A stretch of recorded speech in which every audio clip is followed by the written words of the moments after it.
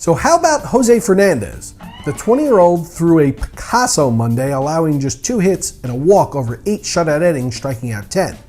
Fernandez has now allowed 3 runs or fewer in all but 1 start dating back to April 29th, his 5th start as a major leaguer, with a 2.23 ERA over 72 innings in that span. He's just 20. Now ain't that something? Most people in the fantasy community don't really have a thing for Jordan Zimmerman. They say he doesn't strike out enough batters to be an elite fantasy pitcher. It's true. Zimmerman sends just over 6 batters per 9 back to the bench without making contact. But when you're on pace to toss over 240 innings, that still adds up to 170 strikeouts. And with that many innings pitching to a 2.46 ERA with a whip of under 1, it has a huge positive effect on your team's numbers. Throw in the fact that he has luck on his side this season and he's on pace to go 24-6, and you have the makings of not only a Cy Young contender, but the 4th-ranked fantasy pitcher and the 10th-ranked fantasy player overall.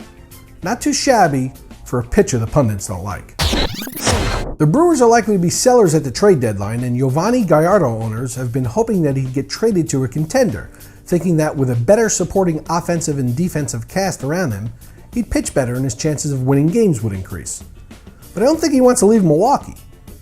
Yovani served up 8 runs on 9 hits and 2 walks over just 3 innings yesterday, causing a local Little League team to cancel a scheduled autograph signing this morning. Gallardo went from going 21 innings without giving up an earned run to sporting a 4.78 ERA. Shout out to my buddy Ramsey.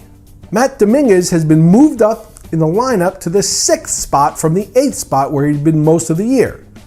So if you actually think he's any good, stop offering him to the entire league and keep him yourself for $7. And it looks like the Dodgers are going to win or lose, depending on how you look at it, the Carlos Marmol sweepstakes and work out a trade for the enigmatic reliever. I'm not really certain why they would give up anything at all to get him when they could just pick him up as a free agent for the league minimum by waiting a few more hours. Are they concerned that they would lose him to someone else if they don't work out a trade? He's not going to close if he goes to LA, and even if he were going to close, you wouldn't want him anyway. Josh Willingham was scratched from yesterday's lineup and will have an MRI today on his ailing left knee. Wilson Ramos is looking at a Saturday return after rehabbing a hamstring injury. Jarrod Parker will throw a bullpen session today and hopes to avoid the DL with a cramping hamstring. We should know tomorrow whether he'll make the start on Thursday or not. And Wandy Rodriguez received a platelet-rich plasma injection in his injured forearm on Monday and will now be on a rest and rehab program for 3 weeks. Sounds fugazi, doesn't it? I feel they should make a pee in a cup. Manny in Mesa, Arizona writes, Mike, I have both Robinson Cano and Jason Kipnis, and I can get back Felix Hernandez and Aroldis Chapman in a trade for either. I need the pitching. Which one should I trade?